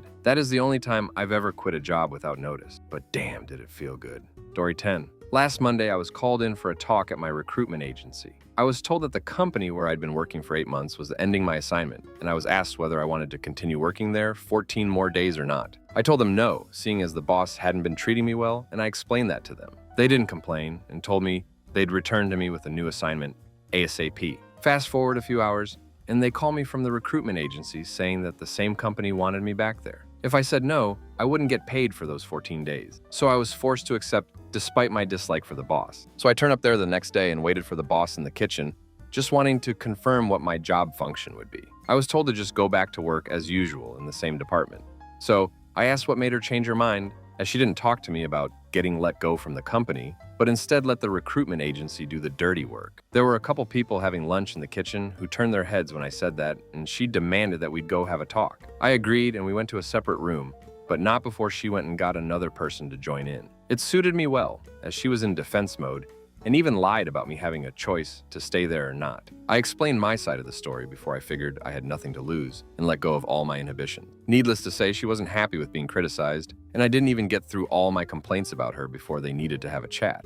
Basically, I got to leave right after I'd shown the IT department where I stored my documents and notes about the work I'd done there. Unluckily for my now ex-boss, I didn't have the time to finish the documentation for my job, having only the most difficult parts left. Also worth mentioning, I was the only native speaker on site in the language in which the majority of my job function was performed. I signed the contract to quit my recruitment agency on Monday, and signed the contract for my new job 90 minutes later, and I feel happier than I have in a long time. Story 11. Having a breakdown one night after a bad night because I realized I had to be back at work the next morning. I, along with everyone else hired on after their seasonal contracts, was woefully undertrained to do my job. I closed the store alone my first closing shift without anyone telling me what I was supposed to do.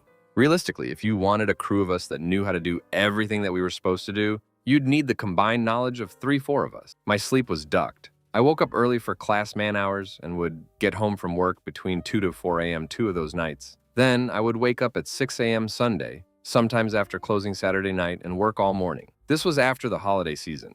At my worst, I was taking naps between my 6 a.m. shifts and my 9:30 a.m. classes. I got to where if I was driving, I was struggling to stay awake. Also, my GPA tanked because I never had the time nor energy to get my work done. My managers were crap. My store only cared about the sales department. They had rewards programs for reaching sales goals and selling credit cards. The whole store would get pizza, but it was always as a reward for something that sales did, as we never got any sort of recognition. The only time my department got pizza was because our direct supervisor bought it. He was cool. However, we got nightly, "You guys suck at your jobs because this didn't get done last truck night." And no, we can't schedule enough people to get all the work we need done. You only got punished if you weren't friends with the right people. Most of my department went to school with my super, so if they ever messed up, they'd at least have someone go to bat for them. I tried to call in literally once and got told to come in or don't come back. The same night, my super's buddy went home at lunch and still had a job there. He was part of the same group that was routinely 10-20 minutes late on top of our 10-minute grace period. My job broke me to the point that it was affecting my home life and relationship. I was always mad for no reason and miserable. I was always physically and mentally tired. I didn't get to have that much fun in the 6 months I was there. Finally, I just went home and decided I wasn't going back. My super told me to come in to fill out paperwork, but another manager fired me for job abandonment because I didn't come in at 6 a.m. when the store was closed, just to quit. It was a month before I found another job, and that time of doing nothing was the first time in a long time that I was actually happy. Story 12. I quit my job last week. I literally got to tell my boss I ducking quit. It felt so good to do that after putting up with 2 years of bullcrap. For context, I do security, and no one wants to do our job. It pays just enough to keep us going, but not enough to make you want to stay for good. After our boss quit, people at my job began to drop like flies. After 2 months, we were down to just 10 security guards for a factory of 1,600 employees, and these employees do not like us. They're known for treating us like second-class citizens. After a month of being without a boss, we finally get someone to take over, and it's an ex-military general Mathis wannabe. The kind of guy that jogs 6 miles every morning and yells at old people until their hearts explode. He comes in without one clue of how the job works,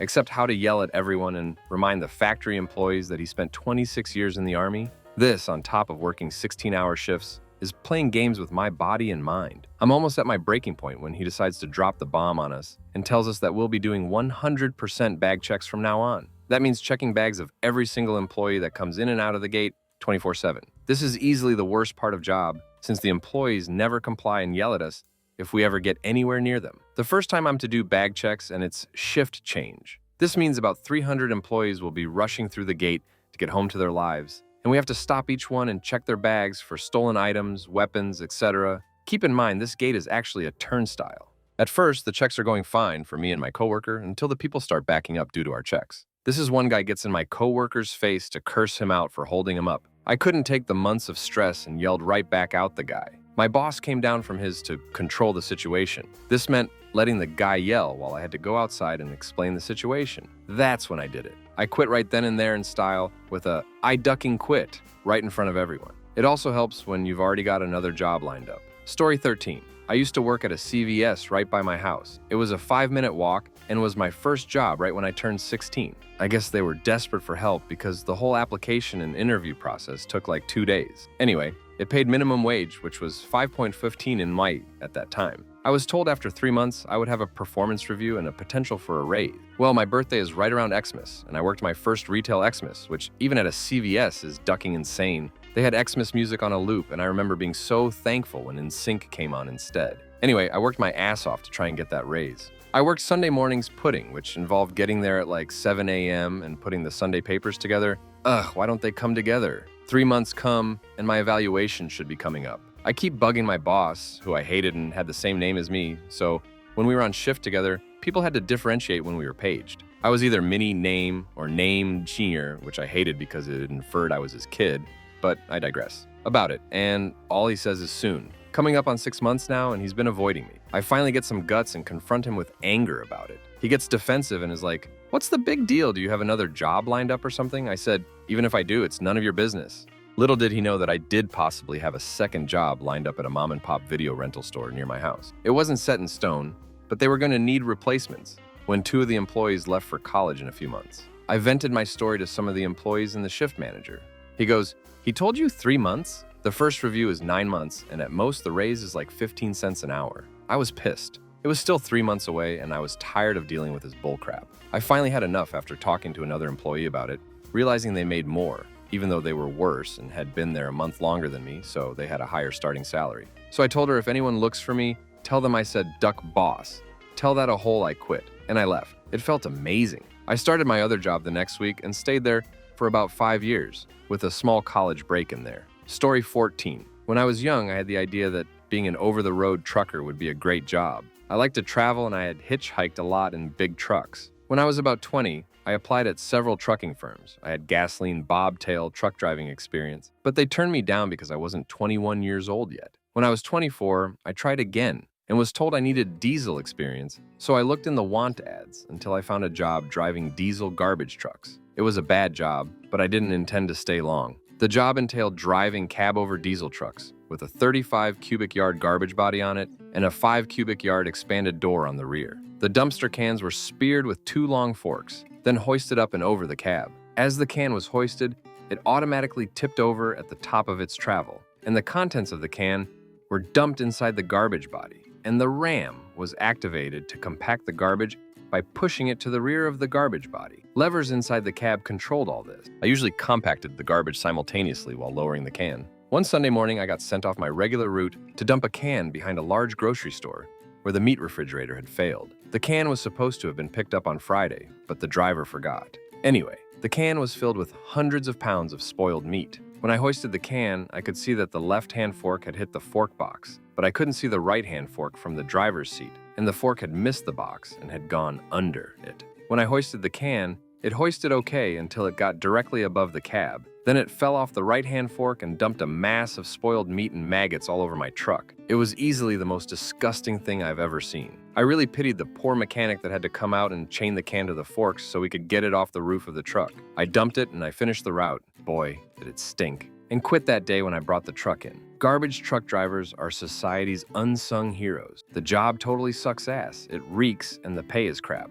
But thank God somebody is willing to do it. Not me though. Story 15. Spent my summer completely overhauling the network to apply for the upcoming system administrator position. They hired someone without any training and told me to train him. Story 16. When I came in an hour early to a job I had worked at for nearly 10 years to talk to the owner about how, even though he's doing it in Spanish and most employees didn't know exactly what he was saying, cursing out employees under his breath every time there was the slightest issue, was creating a hostile work environment. I said I wanted to help to address the issue and possibly get him some time off so that we don't wind up with a mutiny on our hands. I was capable and willing to run things so that he could take a vacation and take a break from all of the stress he was having. Later that same night, he asked to speak with an employee, and it ended with him getting into that employee's face yelling, "What the duck is your problem?" in response to some perceived slight. The employee had just been told to take her break and didn't want to spend it discussing work, and asked if whatever he wanted to talk about could wait until she came back from break. Now, regardless of whether or not the employee was being rude or petty and should have just talked about whatever the issue was and asked for an extension on her break is beside the point. It became clear to me that the owner either did not care or did not understand the concerns I had brought up to him that morning. If what she did was that upsetting to him, he should have calmly told her she was fired, or he should have waited until she came back. And at that point, explain his expectations and given her either a verbal or written reprimand. The next day, I went to our top competitor and was offered a management job on the spot. I accepted the offer, but requested that I be allowed to give 2 weeks' notice to my current employer. The kicker is that as soon as I put in my 2 weeks' notice, my boss ran out and booked a week-long vacation that took place during my very last week. I'm glad to be done with that man, and I'm still working for the competitor who takes great care of me and treats everyone with respect. Story 17. I used to work in a pharmacy. It was fun and really awesome. They offered me a permanent contract, but for some mysterious reason it was revoked, and I got a 5-month contract shoved in front of my nose the day I was supposed to sign the permanent one. From that day on, my colleagues ignored me. When they spoke to me, it was bullying or accusing me of something I didn't do. My boss was behind it and in on it too. She told everyone not to speak to me anymore, texted me things that scared the hell out of me. And one day she said, with her back turned to me because she didn't dare to say it to my face, "I'm glad we're almost rid of that Karen." She said it like I wasn't even there. I told her to say that again to my face, but she just acted like she did nothing wrong and I was crazy. She even said she didn't say anything, even though the customers heard it. Yeah, she publicly shamed me for things I didn't do more than once. I still had 4 months on my contract left and I couldn't go to HR. They had her back. It was the most difficult time ever, and I'm sure they broke me. But on the last day, I kept my head high and thanked her for everything, the work experience and the time I had there. She didn't say anything, just looked at me in surprise with that dumb stare. I kept my pride until I was outside, stepped in the car, and just broke down in tears. It was one of the best and crappiest 31st of Decembers ever. I was relieved it was over, and I felt horrible for being treated this way. I still don't understand what I did wrong, why my boss set up everyone to go against me, ignore, bully me. I worked there for a year and a half with much joy, and suddenly crap went down for no reason. I tried to stand up for myself, and it got worse. This happened a few years ago, but it has left its scars. Sorry if there is bad English in there. It's not my native language. Story 18. I was a baker and dunking donuts. There was always 2 bakers a night. The guy I worked with fell asleep in the lobby. Every night I had pictures and everything. I was barely able to finish our job on time. I showed the manager the pics. She said she would talk to him, but it still happened. A month or 2 later, the whole store got raises. He got a whole $1 raise. I got 20 cents. And also, I worked there for 2 years at this point, and this was the only time I got a raise, and my coworker who got the $1 raise had been there half a year. Also, the guy lived at home with his parents, didn't have bills. Said just about every night we worked, he tired because he was drinking and playing video games all night or going out. I had my own place and was living basically paycheck to paycheck. I confronted my boss about this. She said, "Just worry about yourself and not other." I got so mad and told her my situation. Everything, she was just like, "Sorry, but I can't give you a bigger raise." Within a week, found myself something else absolutely worst. Boss and job I'll ever have, I'm sure. In closing, my job now is amazing, and I'm very grateful to be blessed where I'm at now. Story 19. I was a dishwasher at one point, and the line cooks were moody a-holes who would always lose their crap during rushes. I was in the military, so stuff like that really doesn't stress me out. I just keep a cool head and keep moving. The cooks would always freak out, though. I had been contemplating leaving the job for a while, but what finalized it was a busy rush. I had just filled the sink with scalding water, and one of the chefs was freaking out and started throwing hot pans from halfway across the kitchen into the water, which splashed all over me and burned my face and arms. That was my last night. Story 20. I once saw a high school friend of mine sharing his aunt's ad for new staff at an ice cream shop in our small tourist town. I went for it, got her number, called her, and we agreed to meet up. Now, this was in April, so roughly when the tourist season starts, nothing out of the ordinary here. A week or 2 later, I got to meet the whole staff,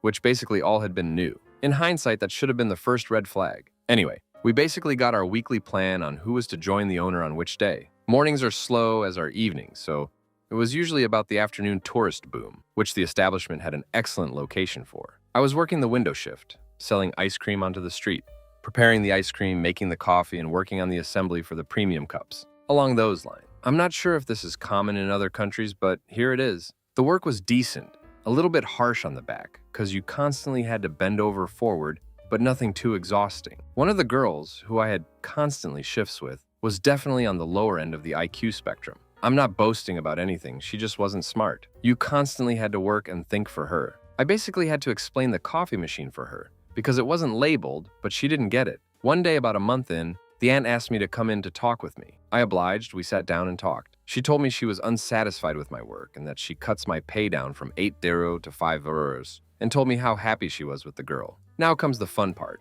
A ducking scoop of ice cream was 1 euro in this shop. I basically told her, "So you're telling me that for 1 hour of working here, I could get 5 scoops of ice cream that you don't even produce yourself? Bye," and walked out. Story 21. My boss was stealing our tips for substances money, and he went into this crazy outrant at something that was literally not my fault. Someone else's mess up. Another waitress was so upset.